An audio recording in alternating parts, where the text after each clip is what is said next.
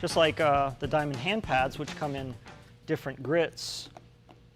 These too come in grits, and these grits are fairly standard in the industry. And the color codes on the back, the different colors of the pads, are somewhat standard. This is sort of greenish color for 50 and red for 100 is fairly standard. Sometimes the 200 is yellow, sometimes it's black. Or like in the hand pad, it's red. So it's not really a standard, but it's an easy way for you to distinguish these. These numbers are darkened and melted into the fabric, so they're very easy to see. These are the ones that I have designed. And what makes these very, very good quality is that, for one, they stay fairly flat, which is good. They're fairly flexible too. So if you're trying to work inside a curved surface, they flex very nicely, but they also stay flat. These have been used quite a bit in class, and even though they dry out, they don't warp. Lots of diamonds. All the diamonds are a very high quality grade, and they're all the same size, which is important. Because if I have in this case, I'm going to take a 200 grit pad. Fairly fine diamond. I don't want any kind of 50 grit diamonds in there because it's going to leave scratches. And on really low quality pads, the diamond gradation, the sizes of the diamond particles that are in there is quite broad.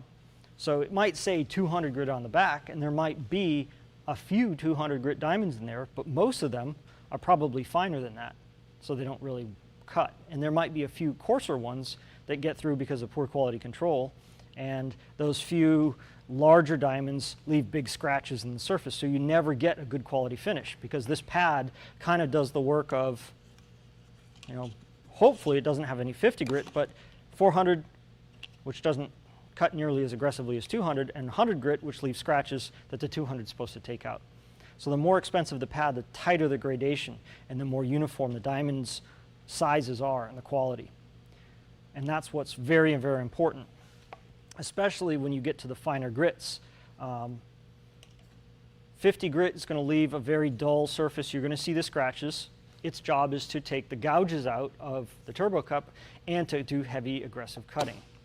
The 100 grit is going to take away the scratches from the 50, and it's sort of a more moderate, aggressive tool. The 200 grit, its job is to take the scratches out from the 100 grit, and if all you wanted to do is take the cream off and expose the sand grain, one step 200.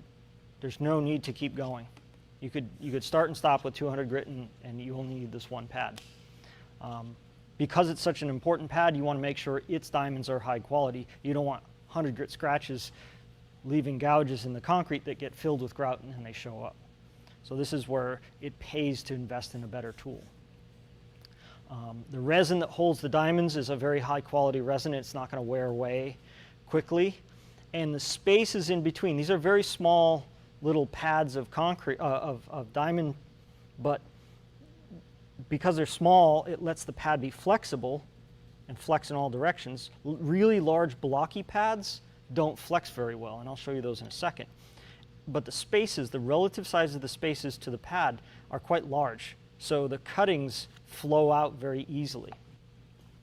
I have a variety of different competitors' pads that I want to show you, and although they're good, relatively speaking, some of the characteristics are not so beneficial to you. These style pads right here they start up very thin. This edge here is practically brand new. You can see how thin it is. So you're getting very little diamonds. Look at that, it's twice as thick. Very little diamonds, and look at how narrow these slots are in comparison. They're 1/3 as wide. So the little pads that have the diamonds in them, they're larger, yes, but the spaces in between are very narrow. These are meant for granite, and granite pads, when you hone granite, the cuttings are extremely fine, and they flow like water. When you cut concrete, the cuttings are much coarser, and they clog the pad. And what happens is, to a pad that's poorly designed, or designed for the wrong material, is the pad loads up, and then it wears away unevenly. And you can see how the resin is worn all the way down to the fabric backing. So there's areas that have worn very unevenly, and it's also Look at how flat that is and how these are actually the same grit. That's 100 grit. Let me compare the 200, the 100 grits. See how flat that is compared to how wobbly that is? And that's why it's wearing unevenly, is it never sits flat on the backer. So you might pay $15, $18 for a pad like this. It's junk. The resin, it's the wrong resin. They're probably the wrong diamonds. They're designed wrong. You're not going to get a good quality finish. Same with this one. This is a different brand. Instead of being straight lines, it has this swirl pattern. You can kind of see the loading. Also, you can see how this edge is worn. It's warped versus how flat that one is. And a lot of clogging, very narrow slots. Good sign that that's the wrong pad to use. So I'll show you some pads that have larger slots in them. This is a very common style, very, very thick diamonds. Yes, it's much thicker. It's about 50% thicker. But because it's thicker, it's much stiffer. And it too is warped. So this is a coarser grit. Just like a big truck tire, the treads, if you will, the slots let it eject the cuttings. And that's a good design. I mean, you always want to see a nice, wide path for the cuttings to come out. But, I mean, it's not flat. So this area here is barely getting used, and then this outside edge is wearing very unevenly. So you're not honing a flat surface. You're not maintaining a flat surface. It's rocking. And then this pad here is supposedly a very high quality pad that doesn't scratch. It loads up, and you can see it's warped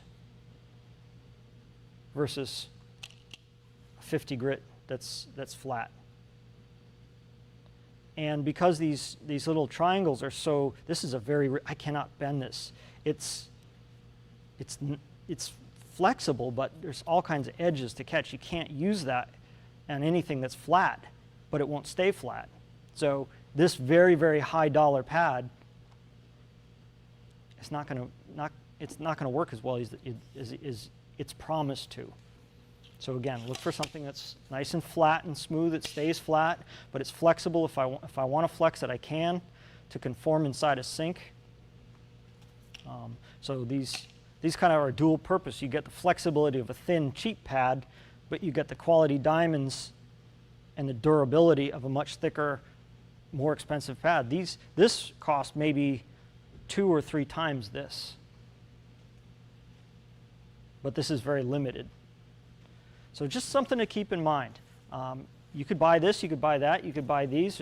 There's many others on the market, but just be aware that just because it says diamonds, and it might say for concrete, odds are they're just saying that so that they have another market to sell to. These were designed for concrete, and they work best on concrete.